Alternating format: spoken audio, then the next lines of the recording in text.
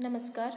सामंतवाद के पतन के बारे में हम अभी तक चर्चा कर रहे थे और आज की इस वीडियो में हम उसी चर्चा को आगे बढ़ाने वाले हैं।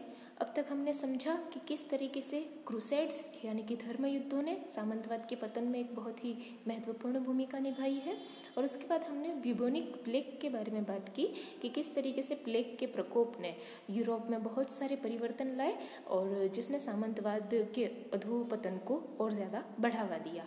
आज हम बात करने वाले हैं सामंतवाद के पतन के अगले कारण 100 ईयर्स वॉर, जिसे हम हिंदी में शतवर्षीय युद्ध या 100 वर्षों का युद्ध भी कह सकते हैं। यह युद्ध कहाँ लड़ा गया, क्यों लड़ा गया, उसके बारे में बात कर लेते हैं। यह युद्ध इंग्लैंड और फ्रांस के बीच लड़ा गया। क्योंकि ये 100 वर्षों तक चला तो जैसा कि ऑब्वियस है ये एक सीरीज ऑफ बैटल्स था, इसमें बहुत सारे युद्ध लड़े गए।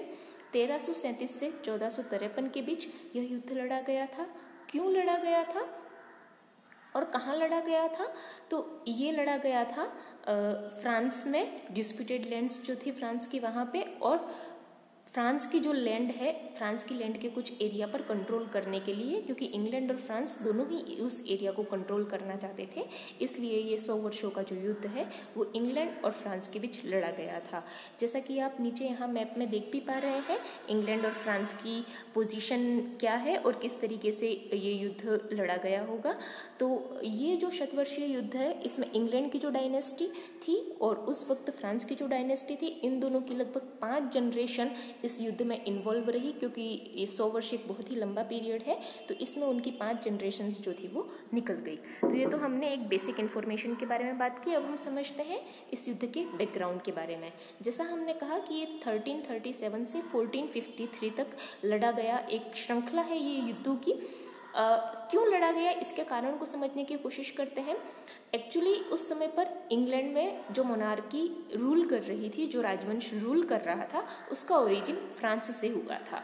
तो क्योंकि उनका ओरिजिन फ्रांस से था तो वो फ्रांस के राजा के अधीन सामंत थे और सामंत होने के नाते उनकी फ्रांस में कुछ जमीन उनकी फीफ के तौर पर विद्यमान थी।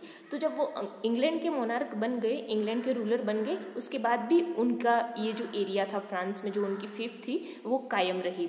तो फ्रांस में ये जो फीफ थी इस वजह से इंग्लैंड के मोनार्क एक तरीके से फ्रांस के फ्यूडल लॉर्ड्स हो गए, यानी कि फ्रांस का राजा एक तरीके से उनसे सुपीरियर हो गया।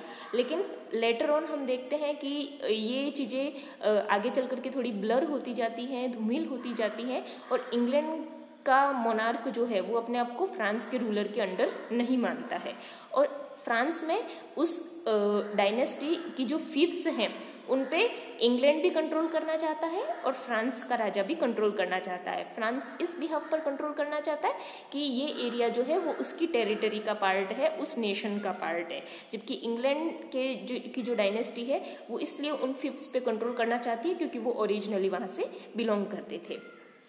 तो इस बात को लेकर के दोनों में डिस्प्यूट या दोनों में विवाद एक तरीके से होता रहता था।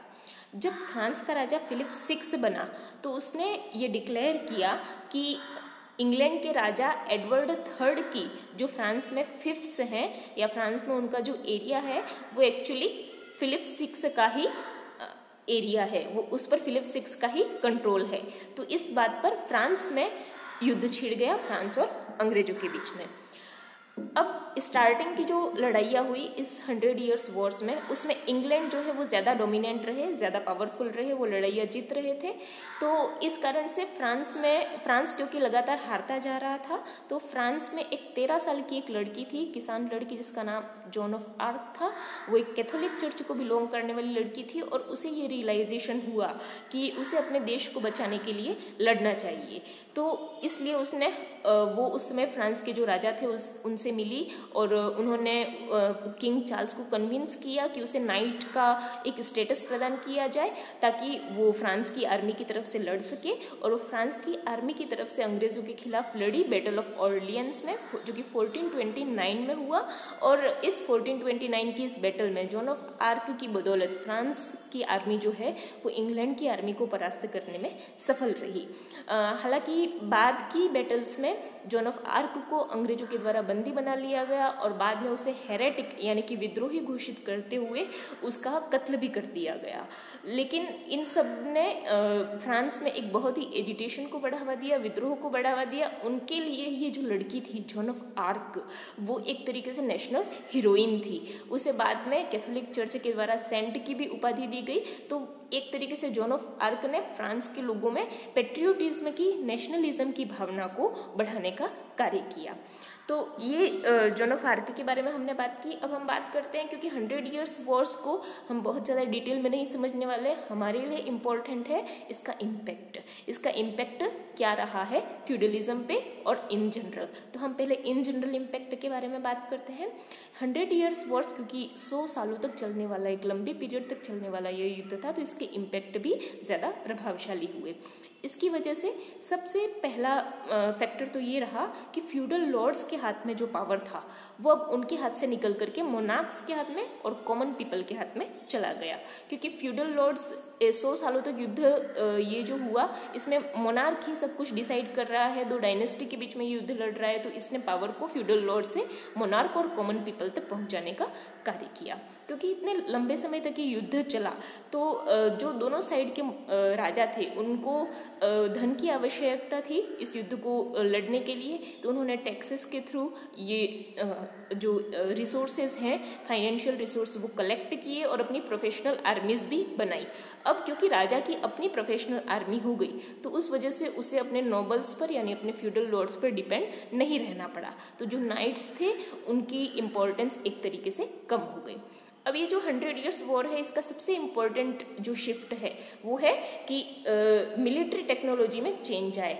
मिलिट्री टेक्नोलॉजी में चेंज इस 2 वजहों से आए। एक तो लॉन्ग बो यानी कि एक लंबे धनुष का आविष्कार इस समय पे हुआ, और वो जो लॉन्ग बो था वो जो घुड़सवार प्रोफेशनल योद्धा है जिसे हम नाइट के नाम से जानते हैं, उसके अगेंस्ट एक इफेक्टिव वेपन साबित हुआ। इस लॉन्ग बो से नाइट को हराया जा सकता था, तो इस वजह से नाइट की इंपॉर्टेंस कम हो गई। और दूसरा, मंगोल जो थे, चाइना से गन पाउडर यानी कि बारूद का आविष्कार हुआ था, और वो बारूद का जो आविष्कार हुआ था वो धीरे धीरे यूरोप तक भी पहुंचा।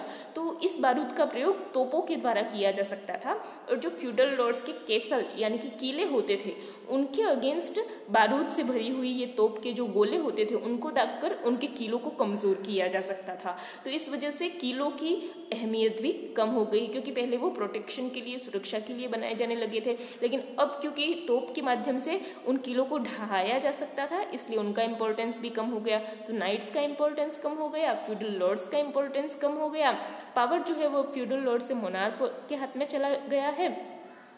और जैसा हमने जॉन ऑफ आर्क के बारे में बात की, तो एक नई तरीके की नेशनलिज्म की फीलिंग जो है वो इमर्ज हो रही है दोनों ही कंट्रीज में, इंग्लैंड में भी और आपके फ्रांस में भी।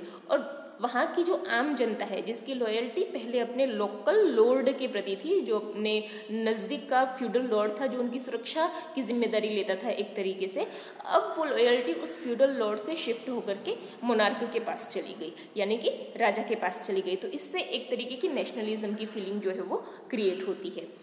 इस वॉर ने, 100 ईयर्स वॉर ने फ्यूडलिज्म को किस तरीके से इम्पैक्ट किया, तो जैसा कि हमने बात की, जो बात हमने की उसी का हम रिप्रेजेंटेशन यहाँ पर देख पा रहे हैं कि इसने किस तरीके से पावर को फ्यूडल लॉर्ड्स और नाइट से शिफ्ट कर दिया मोनार्क्स और कॉमन पीपल की तरफ। क्योंकि हमने देखा कि इंग्लिश आर्मीज और फ्रेंच आर्मीज दोनों एक तरीके की प्रोफेशनल आर्मीज जो है वो क्रिएट हो चुकी हैं। तो अब दोनों ही राजाओं को, इंग्लैंड में भी और फ्रांस में भी, राजा को ज़रूरत नहीं है नाइट्स की या फ्यूडल लॉर्ड्स की। मिलिट्री टेक्नोलॉजी के बारे में बात करते हैं, तो जैसा मैंने कहा कि ये एक लॉन्ग बो का आविष्कार हुआ और गन पाउडर की सहायता से कैनन्स का यूज़ करके, तोप का यूज़ करके फ्यूडल लॉर्ड्स के जो कैसल थे उनको कमज़ोर किया जा सकता था। तो इस टेक्नोलॉजी के कारण भी यहाँ पर हम देख पा रहे हैं एक चेंज मिलिट्री टेक्नोलॉजी में। और एक नई तरीके की नेशनलिज्म की फीलिंग की हमने बात की। तो इन सब ने सम्मिलित रूप से क्या किया, फ्यूडलिज्म के पतन में अपना योगदान दिया, और इन सबसे फ्यूडलिज्म जो कि ऑलरेडी एक कमज़ोर संस्था अब तक बन चुकी थी वो और कमज़ोर होती जा रही है। तो ये हमने बात की 100 ईयर्स वॉर्स क्या थी और उसका किस तरीके से फ्यूडलिज्म पर इम्पैक्ट आता है और फ्यूडलिज्म और किस तरीके से कमज़ोर हो जाता है। आज की वीडियो में इतना ही। अगले जो कारण है फ्यूडलिज्म के डाउनफॉल के, उसके बारे में हम अगले वीडियो में चर्चा करेंगे। धन्यवाद।